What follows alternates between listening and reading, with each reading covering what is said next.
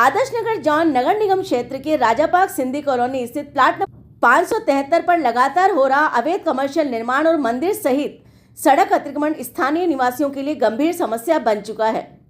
जबकि आदर्श नगर जॉन नगर निगम द्वारा अब तक किसी भी प्रकार की वैधानिक कार्रवाई न होने से क्षेत्रवासियों में भ्रष्टाचार और मिलीभगत का संदेह गहरा गया है। आवासीय क्षेत्र में कमर्शियल निर्माण बिल्डिंग बायलॉज और अधिनियमों की खुली अवमानना है। स्थानीय निवासियों के अनुसार प्लाट नंबर 573 एक आवासीय यानी रेजिडेंशियल भूखंड है, जहां पर नगर निगम से स्वीकृति लिए बिना जीरो सेटबैक पर बिना पार्किंग, बिना भू रूपांतरण, बिना सब डिवीजन बिल्डिंग बायलॉज का उल्लंघन करते हुए बहुमंजिला कमर्शियल निर्माण किया जा रहा है, जो राजस्थान नगर पालिका अधिनियम 2009 तथा नगर निगम हेरिटेज बिल्डिंग बायलॉज का स्पष्ट उल्लंघन है।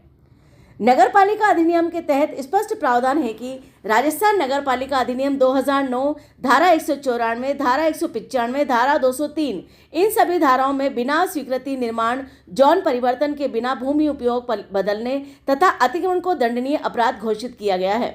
अवैध निर्माण पाए जाने पर निगम को तुरंत नोटिस जारी करके निर्माण को सील, यहाँ तक कि ध्वस्तीकरण की कार्रवाई करना भी अनिवार्य है।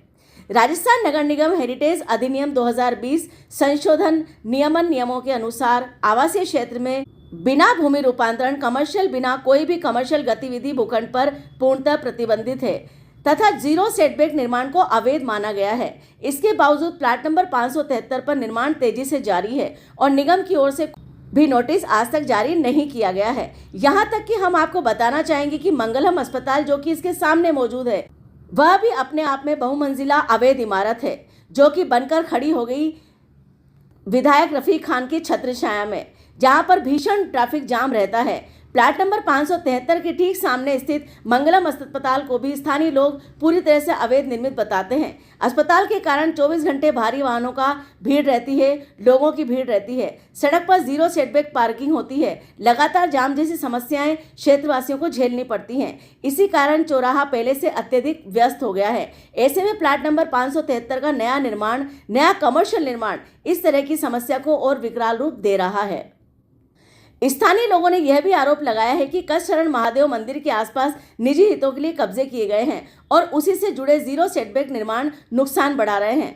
हालांकि कानून के अनुसार राजस्थान पब्लिक प्रॉपर्टी एक्ट 1960 धार्मिक स्थलों, सरकारी भूमि या सार्वजनिक उपयोग की जमीन पर कब्जा गंभीर दंडनीय अपराध है। नगर निगम अधिनियम 2009 203(2) सड़क, फुटपाथ, मंदिर भूमि, पार्क या सार्वजनिक स्थान पर अतिक्रमण हटाना निगम का अनिवार्य कर्तव्य है। इसके बावजूद यहाँ कोई भी कार्रवाई आज तक देखने को नहीं मिली है, जो नगर निगम को लगातार कटघरे में खड़ा करती है। ऐसे में भ्रष्टाचार की बू आती है लगातार कि ड्रोन सर्वे के बाद भी कार्रवाई शून्य क्यों है। आखिर पूर्व नगर निगम आयुक्त निधि पटेल ने ड्रोन सर्वे करवाकर सैकड़ों अवैध निर्माण चिन्हित किए थे, जिनमें बिना अनुमति निर्माण, जीरो सेटबैक निर्माण, बिना पार्किंग निर्माण, राजस्व चोरी जैसी स्पष्ट अनियमितताएं दर्ज थीं। लेकिन इन रिपोर्टों पर आज तक कोई भी ठोस कार्रवाई न होना आदर्श नगर जोन में भ्रष्टाचार को उजागर करता है।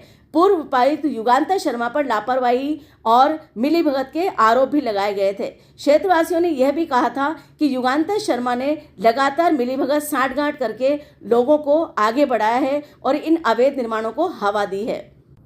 हालांकि आदर्श नगर जोन के उपायुक्त राजेंद्र को लिखित शिकायत सौंपी गई है स्थानीय लोगों के द्वारा और उसी के साथ उन्होंने ये भी कहा है कि कुछ बिल्डर और आर्किटेक्ट नक्शा पास दिखाने का भ्रम फैलाकर वास्तविक बिल्डिंग बायलॉज उल्लंघन को छुपा लेते हैं और निगम कार्रवाई से बच जाते हैं, जबकि नक्शा पास करवाने वाला आर्किटेक्ट बायलॉज उल्लंघन या अवैध निर्माण का जिम्मेदार नहीं होता, न ही उसे नगर निगम के राजस्व से कोई लेना देना होता है। यह जिम्मेदारी निगम निरीक्षण शाखा व राजस्व शाखा की होती है।